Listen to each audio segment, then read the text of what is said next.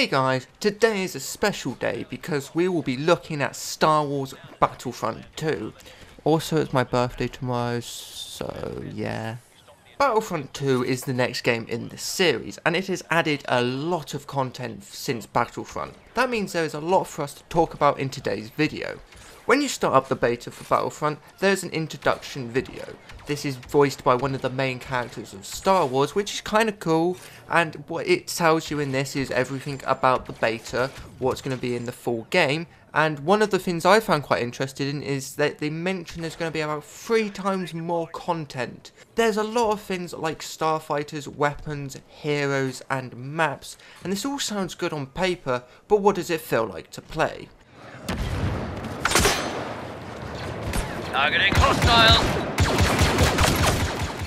Well, on my first playthrough, I got a bit lost. Because they've added so much more content, it took me a lot of time to learn. If you played the first game, there's a lot to relearn, and there's a lot more to understand. It took me about 20 minutes to an hour to fully understand and learn the game, but after learning the basics, it was a lot of fun, and it was just an overall general great game. One of the things I really like that they've redone is the hero system. So instead of going around and looking for the random hero pickup, you now earn points. And with those points you can unlock the heroes and play as them. They've also done this for the vehicles and other playable characters, and I much prefer this because it rewards the players who are playing the game. The players who are playing the objectives, getting the kills and helping the teammates. It's also good because it also means everybody gets a chance to play. As long as you're playing the game, getting some kills, you're getting these points and you're going to be able to play either a vehicle or a hero maybe. Another thing I really like is they've added a new game mode.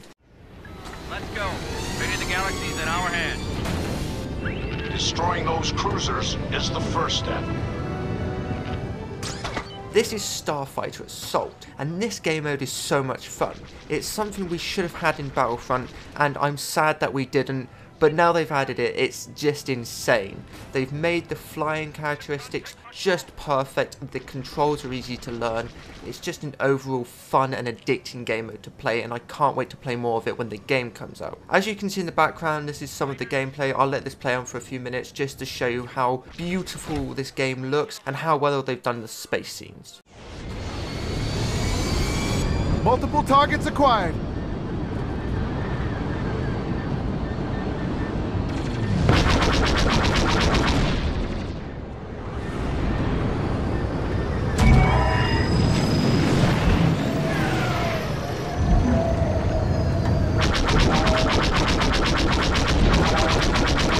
Got it.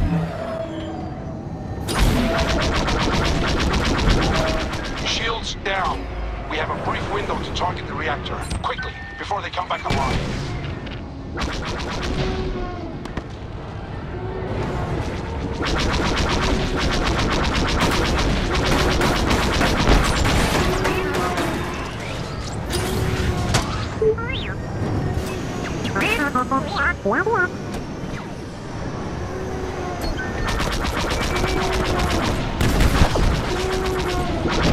Shields back up. Concentrate fire on the power clamps. Taking fire! Sorry about the mess.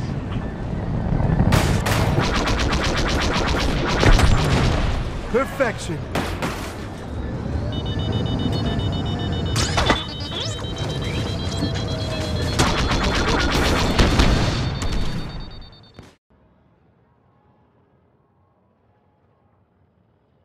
So, now on to the issues. But before I do that, I wanted to talk about Battlefront 2, the original one, and what made that good. However, I didn't really play it as a kid, so I don't know that much about it. So I'm going to let my good friend and YouTuber D-Licious talk about it. Off you go.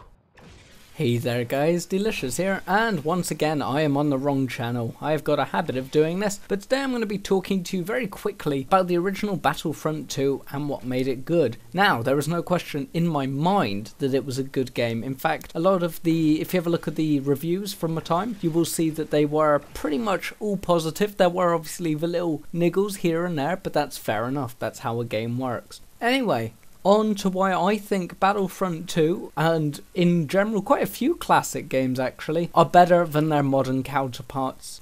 So I'm going to quickly dive straight into talking about the first good thing about this game. Let's start off with the map selection. Now, for the time, I believe it's 16 maps in this game, don't take my word for it, it's around there, might be a few more, a few less. Was not amazing for the time, but nor was it bad. If anything, that's a pretty standard average number, which is nice.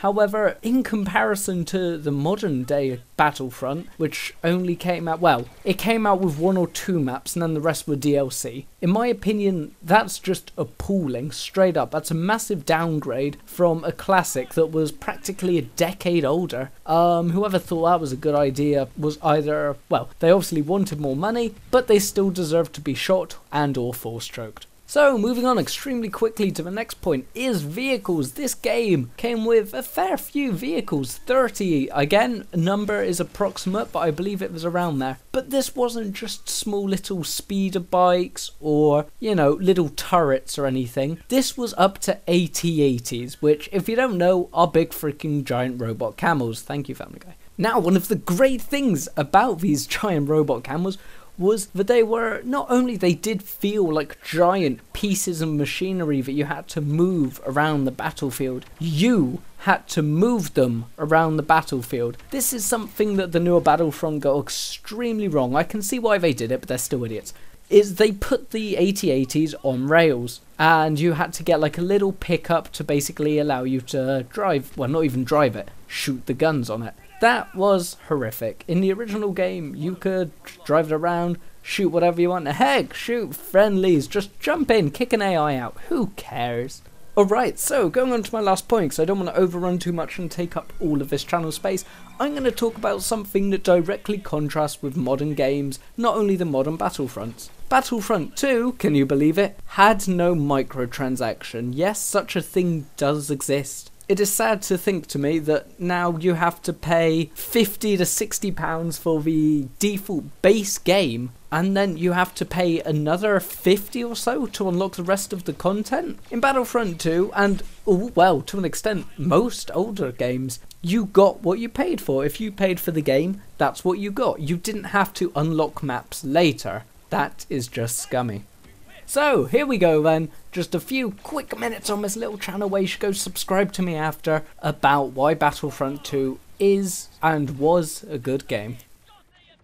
Thank you very much for that. I found that interesting. If you guys did, I'll put his channel in the description. I hope you go and subscribe to him. He makes great content. He's funny. I'm in his videos, so that's why you should go and subscribe to him. And they are very interesting. Thank you again. The issues with the game are not with the beta, but with the game in general. They are things like the menus and the server size. The menus, in my opinion, are very clunky. There's a lot crammed into a small area, and it can be hard to navigate and sometimes confusing. I'm a gamer, and I've played a lot of games in my time, so imagine someone who hasn't played a game. This can be quite confusing.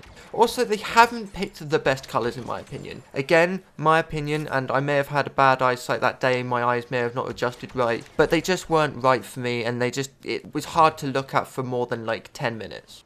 The other thing I wanted to talk about that I don't like is the server sizes. Now, maybe this is just because of the beta and they wanted to test some of the servers, make sure they're working, but they seemed too small. There was times when I was running around and I saw nobody, no teammates, no enemies, and it was just disappointing. It was something I didn't like, and it felt boring and a bit too small. Now, they could easily fix this in the finished game, and hopefully they will, but unfortunately we won't know until they either say or until the game is released in November. However, I will hopefully be getting the game. You guys will find out firsthand on my channel if they've changed the server sizes and other things about the game.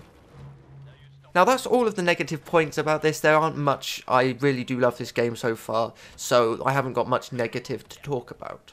Now, just like Battlefront, they have spent a lot of time on the models and the maps to make them as accurate to the original movie. It is insane how much detail they have added, and it's amazing how well the graphics show up on console. EA and DICE have definitely put a lot of effort into this game, and you can tell from just looking at the models, looking at the maps, seeing how well the engine renders this game on console. It's just beautiful. It's insane how much detail they've added, and it's insane how realistic the game looks. when I was playing, there was sometimes, and this is kind of weird to say, but there was sometimes where I was just running around and just admiring the graphics. There was moments where I literally thought I was in the movie because they are that stunning. For example, in one of the maps, you're in a palace, and they have done the reflections and the lighting in that palace so stunning. It's just beautiful to just look at and admire instead of play around and, you know, play the objective. But that's really all for today's video. I hope you enjoyed it, and I might get the game when it comes out. Might be a little birthday present for myself. So you guys will find out firsthand on either Twitter or my YouTube channel. I hope you enjoyed this video. Please leave anything I missed out in the comments. Leave a like if you liked it, or if you didn't, don't like it. And if you want to see more of my content, subscribe. As always, thanks for watching, and I'll see you in the next game.